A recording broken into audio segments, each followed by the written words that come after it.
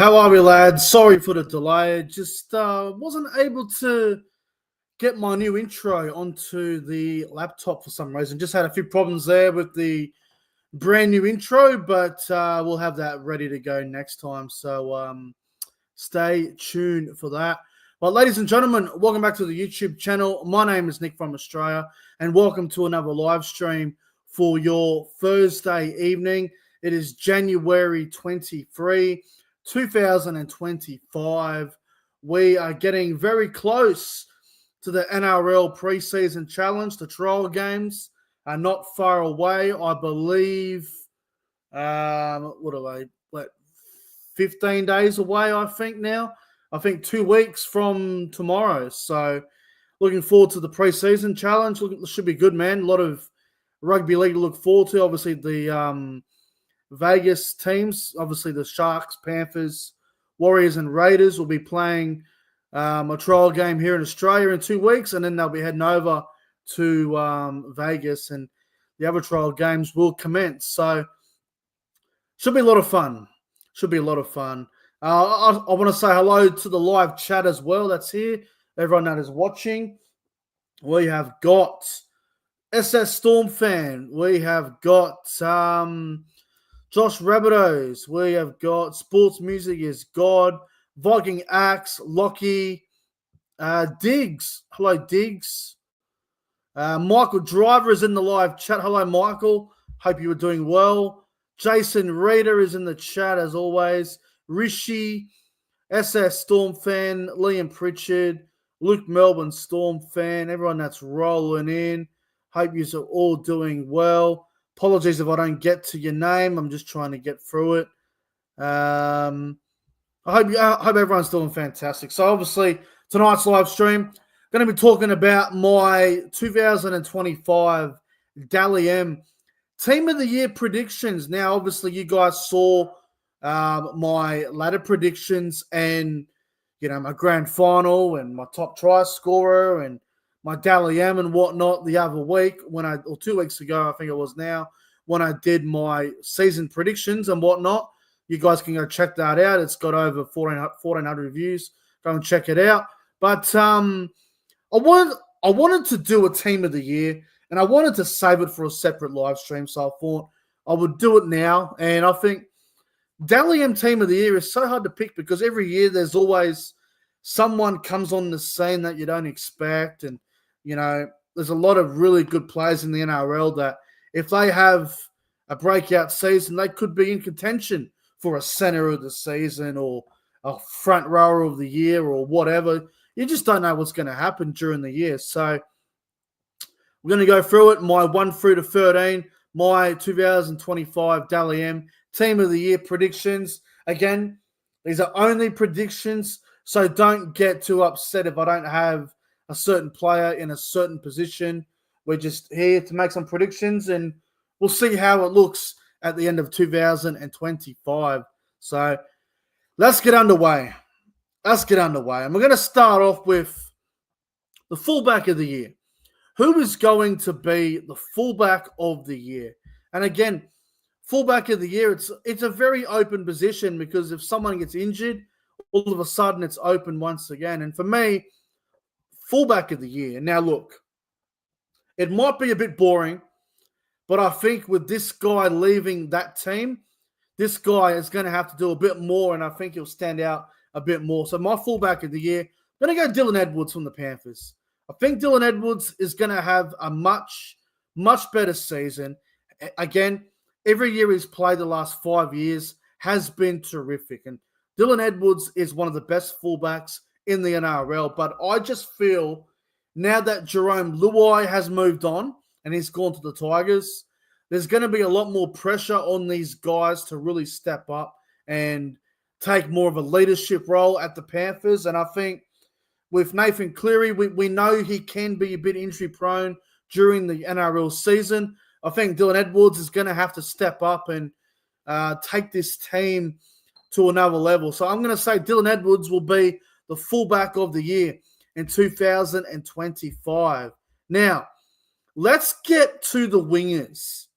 The wingers are always great to pick because it's not always the same guy. It's always someone different most years. And these two guys that I've gone with, I honestly believe they're both in for a big year. And they've had good years before. One of them has had a breakout year before. One of them's just come on the scene. So the first winger, I'm going to go with Xavier Savage from the Canberra Raiders. And you guys know, if you saw my NRL predictions live stream, I have the Raiders in my top 6.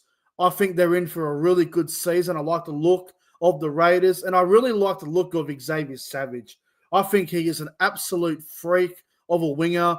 He's got speed. He's got so much potential. And there was talk of him being a fullback a few years ago. I'm glad he moved to the wing because I think he's much better on the wing than what he shown at fullback in previous appearances. So Xavier Savage is my winger of the year, along with Tyrone Munro from the Rabbitohs. I'm going to back Tyrone Munro in for a really big season. I think he's going to have a breakout year. I'm a big fan of this guy, man. Tyrone Munro, we saw last year how he played a game for the Rabbitohs a couple of days after he lost some relatives, which was obviously a terrible situation. But for him to have the courage, and obviously he played during a difficult period, and we've seen the talent that this guy has. The talent that Tyrone Munro has so far he's definitely playing the brand of football that we know he can. And I think he can play even better going forward. He's a great young kid, and he's got a lot of potential. And with Jack Whiten having a full year with him, or Campbell Graham, depending on what edge he is on, I think the future is bright for Tyrone Munro, and I'm going to back him to be one of the wingers of the year alongside Xavier Savage. Now, the centers.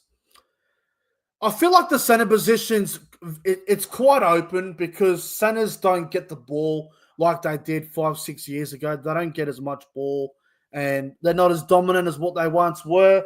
You can get away with having mid-tier okay centers in the NRL right now. But I'm going to start with Jesse Ramian. Jesse Ramian is a strike center, man. Jesse Ramian is a strike center. This bloke is an absolute gun, and I'm telling you, it will not be much longer. It won't be much longer until we see Jesse Ramian play State of Origin football. This bloke is built for Origin. The reason he hasn't played Origin yet is probably because of discipline, maybe attitude, but I think now with how consistent he was last year, obviously last year, Ramian was a top 4, top 5 center in the NRL. I think now, with the expectation of the Sharks to have a big season, I think Ramian's going to get better. And I genuinely believe this bloke is out for a really big season. So I'm going to go Jesse Ramian to be one of the centers of the year, alongside a guy that I believe will also play State of Origin in 2025. And I believe he'll play Origin for Queensland. I'm a big fan of this guy. I'm going to go the other centre to be Jack Howarth from the Melbourne Storm. We saw Jack Howarth come on the scene last year and the potential that he showed. Well, can you imagine this guy playing the full season, full preseason, round 1 to round 27? I'm a big fan of Jack Howarth, and I think if he sticks to his guns and he plays like he did last year, I think Jack Howarth is going to play Origin for Queensland in 2025. He might replace Dane Gagai. I think that may happen. So Jack Howarth, if he plays to his potential, does what he did last year, but improves his game even more, adds a few more attributes to his rugby league, I'm telling you, Jack Howarth is going to have a big season. No doubt about it. 5'8", I mean, you guys probably already know who I'm going to pick here, and I'm going to go with Tom Dearden. I know that might sound a little bit boring and maybe even a little bit biased coming from me, but you guys saw last year how good Tom Dearden was for the Cowboys. Even when the Cowboys were going through a really difficult period during Magic Round, just before Magic Round, that round 6 to round 10 period where the Cowboys lost like 4 or 5 games in a row and they were really struggling, Dearden was still playing his guts out, and we saw how good Dearden was at the back end as well. So Last year, in my opinion, Tom Dearden was 5'8" of the year. He deserved to win it, and I'm glad he did. He was the best 5'8" in the game last year by a couple of legs. He really was. He really was. So I think Dearden, once again, is going to have to be one of the Cowboys' best players because we know how consistent he needs to be for the Cowboys to be a great team. And Dearden can take us to that next level. So I'm going to back in Tom Dearden for 5'8" of the season because he's an absolute weapon. Halfback of the year, we're going to continue the trend of last year a little bit. We're going to go Jerome Hughes. And I know that might sound boring, but you look at Jerome Hughes, right? He's the reigning Dally M medalist. He's been a great halfback for a couple of years now. He just won the Dally M last year. Outside of maybe Nathan Cleary or maybe even Mitchell Moses or even maybe a Daly Cherry Evans, I can't see anybody catching Jerome Hughes. I think Jerome Hughes is probably the second best halfback in the NRL. We all know, overall, Nathan Cleary is the best halfback in the game. We know this. But during the regular season, things can be a bit funny sometimes. Cleary could miss 4 or 5 weeks due to an injury. He might miss 2 or 3 games due to Origin as well. Where Jerome Hughes, on the other hand, he's not affected by state of origin. He's going to play the full year if he's fit. So I think Jerome Hughes wins halfback of the year once again. I just don't know if anyone's going to step up and take him on for halfback of the year. So I'm going to go Jerome Hughes, halfback of the year. Now, front row, we're going to go with Addin Fonua-Blake. Addin Fonua-Blake, guys. If you guys know me, I am a big Addin Fonua-Blake fan. I'm a big fan of his work. I think he's a fantastic front rower, one of the best in the NRL. In my opinion, and this is just coming from me, my opinion, everyone's got their own opinion on certain players and who's the best. But in my opinion, Addin Fonua-Blake is the best forward in the game. I genuinely believe that.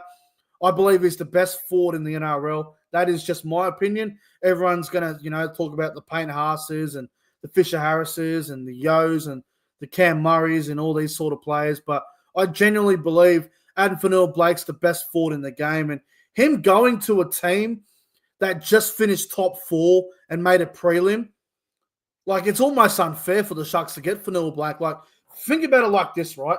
The Sharks, they finished top 4 last season, right?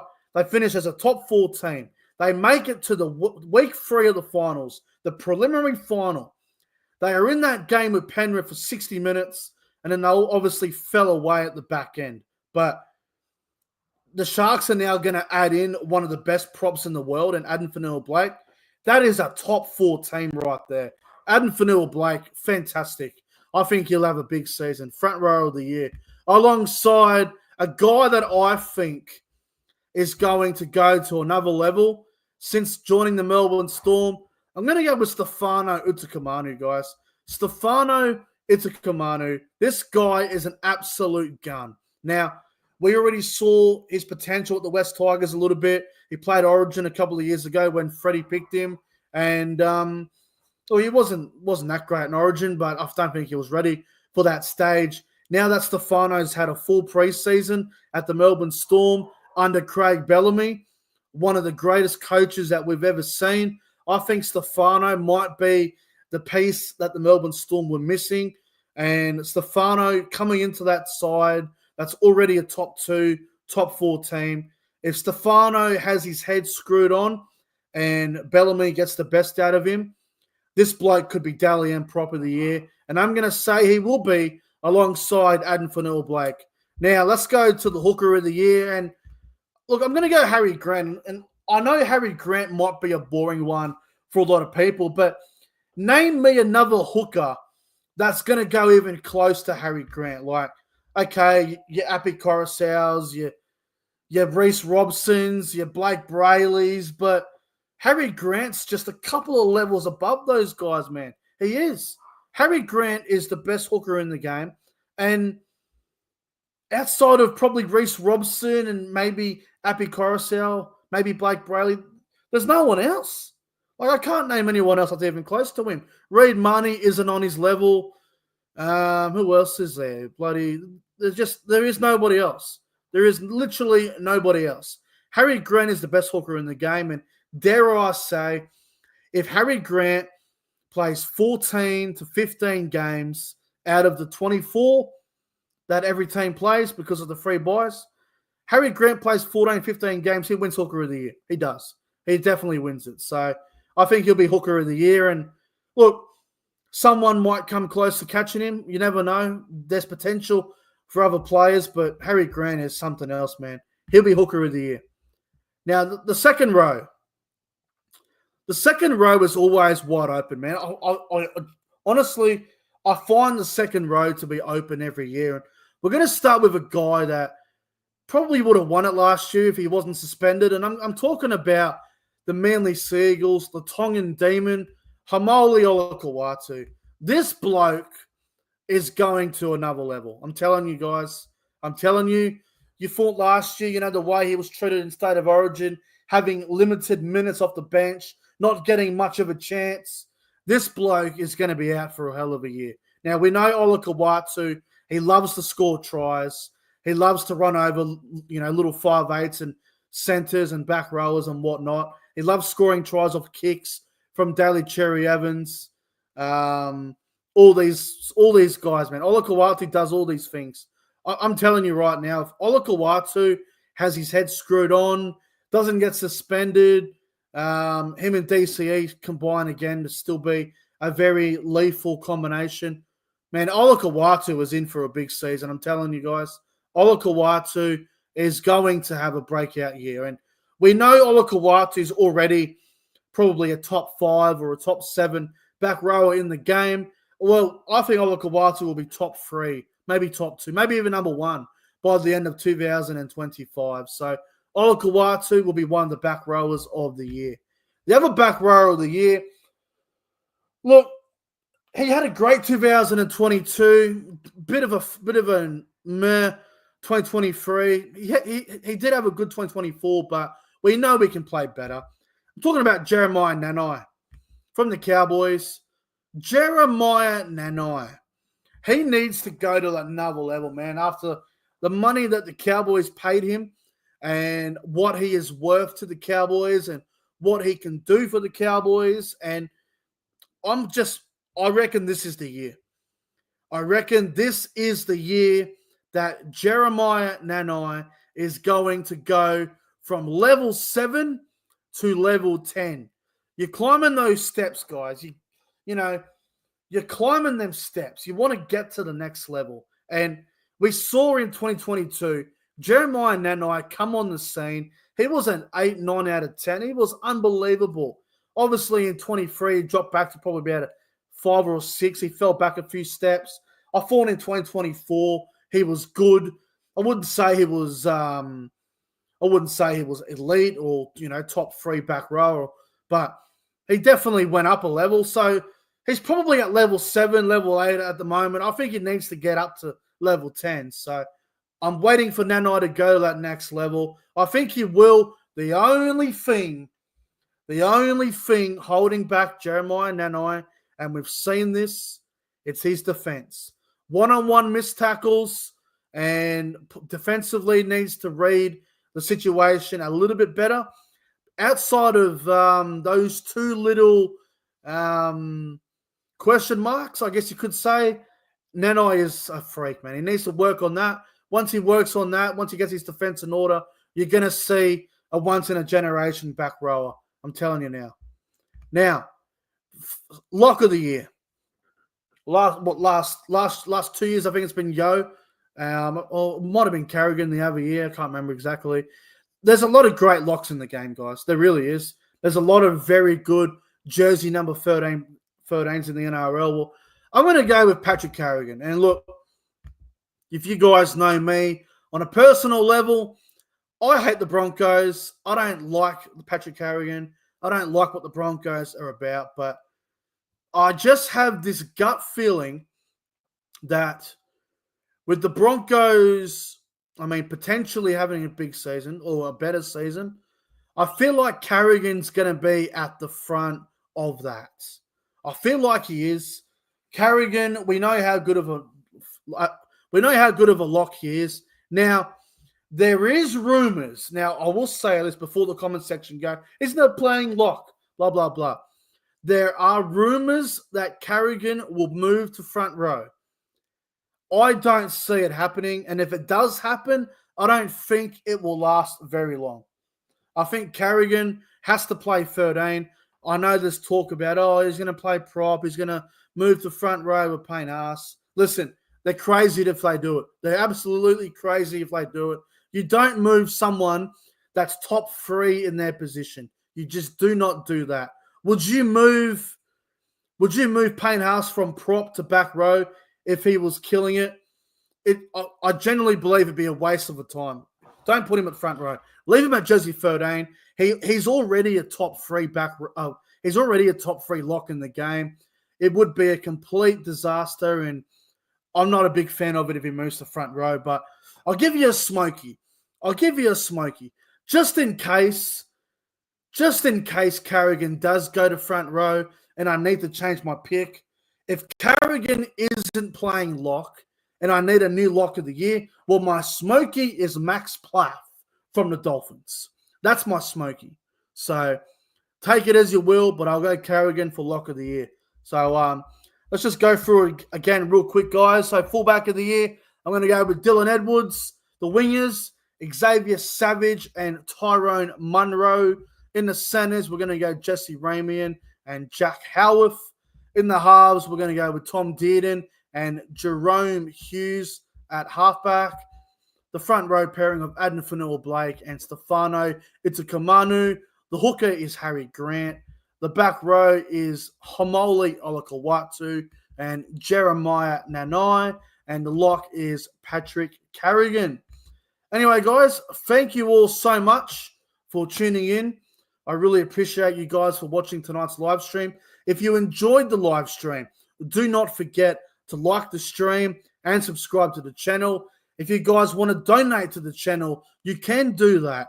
There is ways to do that. You can do PayPal, which I would probably prefer PayPal if you have PayPal. PayID is the other one, and you've got Super Chat. I don't like Super Chat too much because it takes about 2 months until I receive the money. So PayPal, PayID, if you want to donate to the channel, completely up to you. Anyway, thank you all for watching. Have a fantastic Thursday evening, and I will see you guys in the next one. Until then, have a good night, everybody.